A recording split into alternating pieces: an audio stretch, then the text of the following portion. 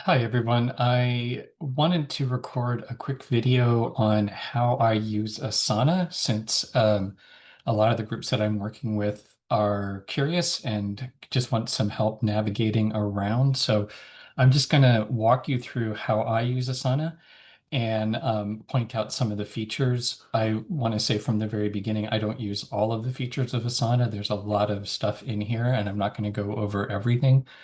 And I'm not going to, there are lots of different ways that you can use it as well. And I'm just going to show you how I use it and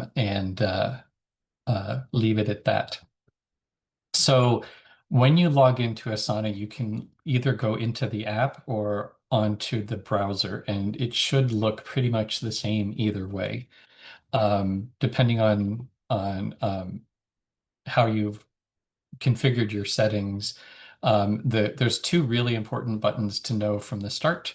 One is the little hamburger buttons over here, the three bars on top of each other. That's going to show or hide this column on the left-hand side. So if you click it, it disappears. Click it again, it reappears. And at the very top of that column are the home, my tasks, and inbox. And these are sort of useful standard ways of looking at things. And then if you scroll on down, you'll see a list of your projects that you can click on and go directly to the project view.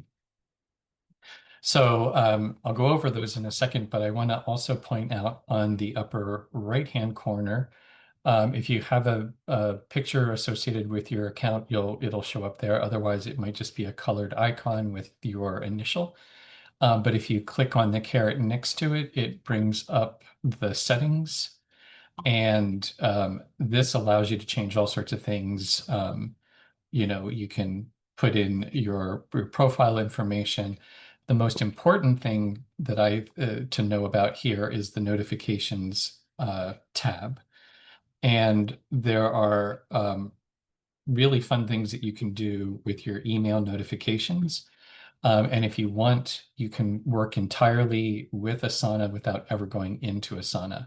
You just set up your email in such a way that you're getting email notifications when things are happening, and then you can respond to the email in your inbox and it will update Asana.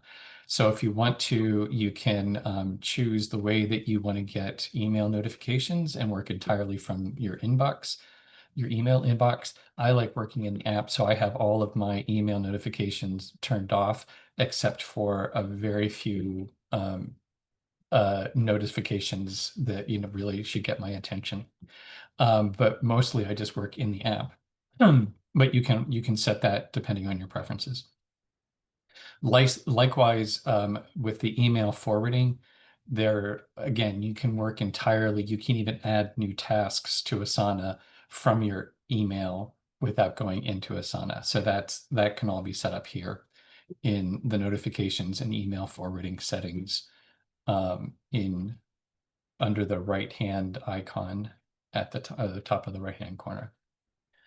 So then coming back to the kind of general views, the home screen I don't really find it that useful, but it does give you a link to the tasks that you have been assigned, sort of separated out. That's also the same list that's available when you click on the My Tasks button.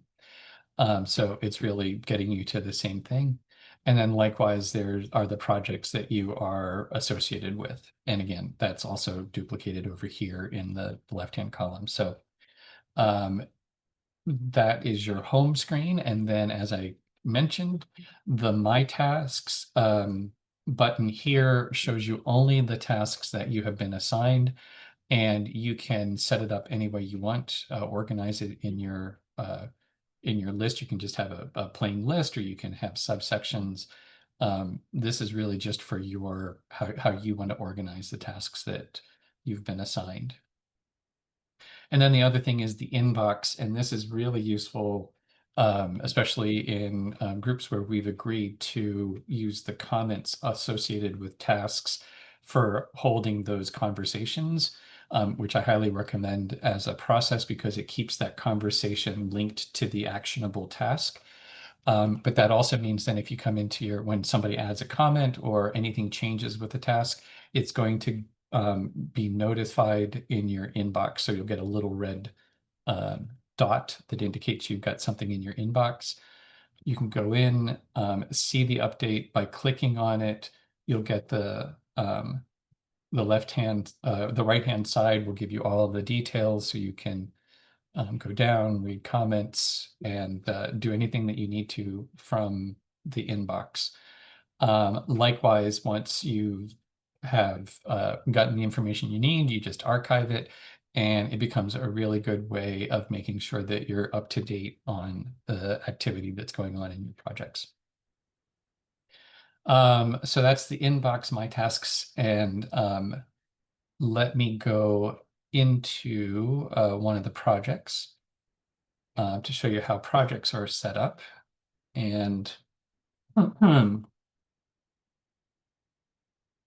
so just get rid of the left-hand column just to make it give us a little bit more space to see things.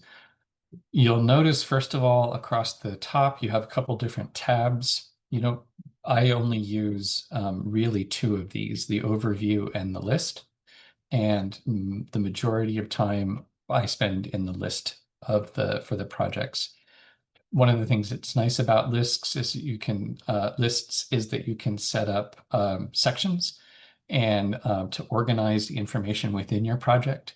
And you can just type in whatever you need. When you have a section, you can double click on it, change the name, however you want to organize things.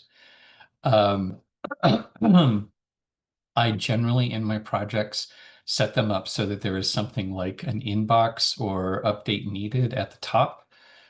There's a list of the sort of the projects, the sub-projects that are going on in that larger project, and then the action items, and then something like a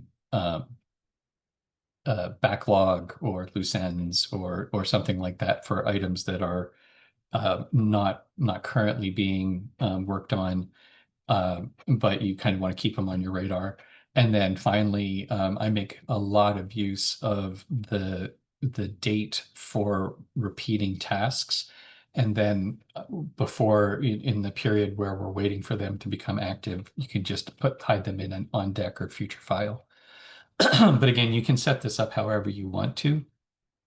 And um, and that is, like I said, that's list view, and I spend most of my time here. The other thing to note is that you can set up your view of any of the projects however you'd like. You can apply filters. Usually you apply a don't see completed tasks filter. That's the one that is pretty much standard and on. But you can also get rid of that, and then you can see all of the tasks, included the completed tasks. So that can be useful if you're trying to find a sort of history of when things happened. But you can also sort it based on due date or who a task is assigned to or any other thing that is sortable. And you can adjust what you see in terms of the columns here. You can add fields, you can hide fields. You really can just configure this however you want it to look. So the other tab that is often useful is the overview. And that is where you can put information about sort of onboarding information for people who might be starting to work on this project. Any sort of how the project is set up, how this is being used. People who are associated with it are naturally added into a role on the project. And then you can also add resources like on one of the projects that we're working on, we have ongoing minutes, and those minutes are linked to the overview. So anyone can go and click there and get a running narrative of the history of the project. So the overview is really a place to where you have those kind of reference materials or reference information. And then the list view is where the work mostly gets done.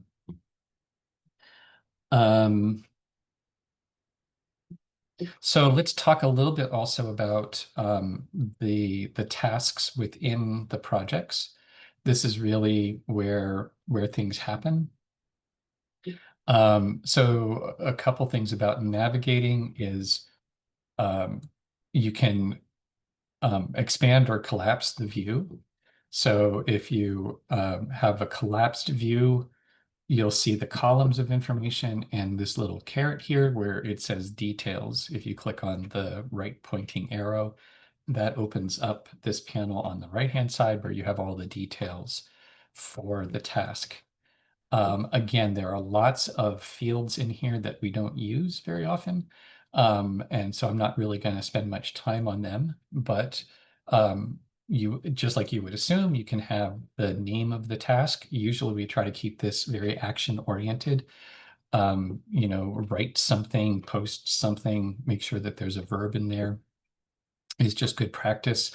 And then the assignee is the person responsible for completing that task or making sure that it gets to completion. And Asana has it so you can only ever have one assignee per task, which is actually quite handy. But then there may be other people who are affected by that task, and you can see they're down here as collaborators. And you can always add a collaborator to any of the tasks. And what that means as a collaborator is that if there's an update on the task, if I add a comment, if I change the status, my collaborators are going to get notified about it in their inbox. And so I can make requests directly through the task that way. The other thing to note is that tasks can be assigned to more than one project, and that's often useful if there are tasks that are shared, have a sort of a shared responsibility, shared accountability. So the way that we use it for the Lifeboat Academy is some tasks are shared between guilds, and so each guild has its own project. And on those tasks, I actually think uh, no, it's not. Anyhow, on those tasks, or in the task itself, if you just list multiple projects, then they show up in everybody's individual projects, and they can have conversations around the task itself. Um, so the other thing then is the description section, which we use in a couple different ways. If it is a task, I think I'll differentiate between when we use Asana for meeting agendas and when we use Asana for tasks. And when we use Asana for tasks, generally the notes section or the description section becomes notes about where the task came from or any details about it. So in this case, Roland's taking care of sending out reminders. We have a link to the meeting where we discussed it, so you can go back to the minutes of that meeting in that task and see, what was the context. And then we pulled out the specific agreement that we made in that meeting. So this is useful, and especially for uh, more complicated tasks or even like mini projects, we'll use the description section to lay out an action plan so that we know it when we come back to it. That also brings up another really useful feature in the description section, and you can also use this in comments, which is by simply typing the @ sign and then starting to type another task or a person. You will be given options. So I can reference one of the tasks in the body of the description. And what that is a hot link. So we could actually click right on the task or right on the hot link, and it will take us to the task. And if you use the go back button on the top here, the left pointing arrow at the top, it'll go right back to where you were. So it makes it really easy to manage between multiple tasks that are related. And right, and I kind of referenced this earlier. The other really important function of the tasks is the comment section. This is a great place where if there's confusion about, we thought we had agreement, but then you go to do the tasks and you're not sure, you can actually just mention the person who you think might have the answer, or you can just put the question as long as they're a collaborator. Hey, I forgot, did we agree to do this every other week or every week? Can anyone remember? Um, so rather than the email back and forth, you can have, it's the same sort of thing. Everyone's going to get it in their inbox or in their email. And that when they respond, it'll get updated right here. So you don't have to be transferring information from your email to the Asana task. And it also keeps conversations a little bit more focused on what's the action that we're planning to take here. So I think that's the basics of the tasks. And the other thing too is any task can be made into a milestone. You just you click on the three dots in the details, come down to convert to and make it a milestone. And the only thing that that really does is it changes the circle to this little shield, but it also creates a, a level of significance that Asana recognizes. So it makes it really easy to say, let's only look at the milestones, the bigger tasks, and let's not look at the subtasks. Both tasks and milestones can have subtasks, and you can have subtasks on subtasks. So you can organize this however you want. Generally, I find like best practice is don't have a milestone that doesn't have subtasks. And because if it doesn't have subtasks, it's probably not a milestone. And don't have more than two layers of subtasks if you can avoid it, because things can get really confusing and hard to find. So that's the difference between milestone and a task. And I think so. Then the other thing that I wanted to cover is how I use Asana for agendas. And this is a little bit, this is a kind of an innovation that I've made for myself, but I find it works really well for me. Um, there's a couple things you may notice when we're in meetings and we're working on the agenda. I have used this symbol up here, full screen. So if you click that, you get rid of all of the tasks sidebar conversation stuff. And it's just easier to focus in on and be able to see the meat of the agenda. And there's the big thing that I do for the agenda tasks is they are repeating recurring tasks. And the way you do that is simply you establish a date, you click on the due date, pick the date, and then pick the repeats button, which is down here at the bottom. So you can make it repeat or not repeat. And then if you want it to repeat, you can have it repeating daily, monthly, yearly, periodically, which is a certain amount of time after it's done. So every time it's completed, it will regenerate, say, 5 days later. And basically you can manipulate all these settings. So it's really easy.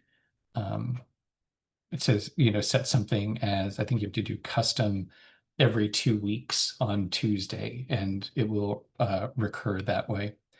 So once you've set that up, what it means is when you mark the notes complete for June 30th, for example, it will automatically regenerate a new task 2 weeks later, or whatever the setting is later.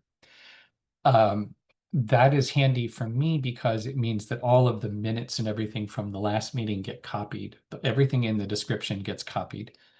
And so what I do then is after after the meeting, during the meeting, I will take my notes actually here in the description. After the meeting, I will make sure that I have anything that's been identified as an action item, that I've created a task for it, and I recreate it as a link, a hot link with the @ sign. And then when that is all tidied up and clean, I hit the complete That lets me know the notes are done, not just that that the meeting happened, but that the notes have been cleaned up and that all the action items have been identified. So I click that, it regenerates the new one. So the next thing that I would do then is I would just delete this note and add in the uh, the link to the last meeting. Just like that. And then I transfer any next steps from down here to up here to the action items from, so these action items here for our upcoming coordination circle were in this section, next steps, when I copied this over. And I just took it from the next steps and added it to the action items from the previous meeting. And then likewise, when we're setting the agenda, I can just go in and add action items, add Asana tasks using the @ sign. So let's say we wanted to talk about, I'm going to just say outreach because I know it's in there. Yeah, say we wanted to make sure that we were talking about the outreach meeting, something came up. So we can just add the @ link and that creates the hot link. And then what this also means is during the meetings, when we already have an action item, I will click on that and then record the notes from that meeting, if relevant, actually in the Asana task itself. So it just, again, it makes it easier when we're having a conversation about this, that, and the other thing. Using Asana as we're having that conversation allows me to put the relevant parts of the conversation where they belong in next to the action item. And like I said, oftentimes there's a cleanup involved. So if it's not clear what the action is or how it relates, I'll just do it in free form notes. And then after the meeting, I will figure out what the action items are and how to code them out.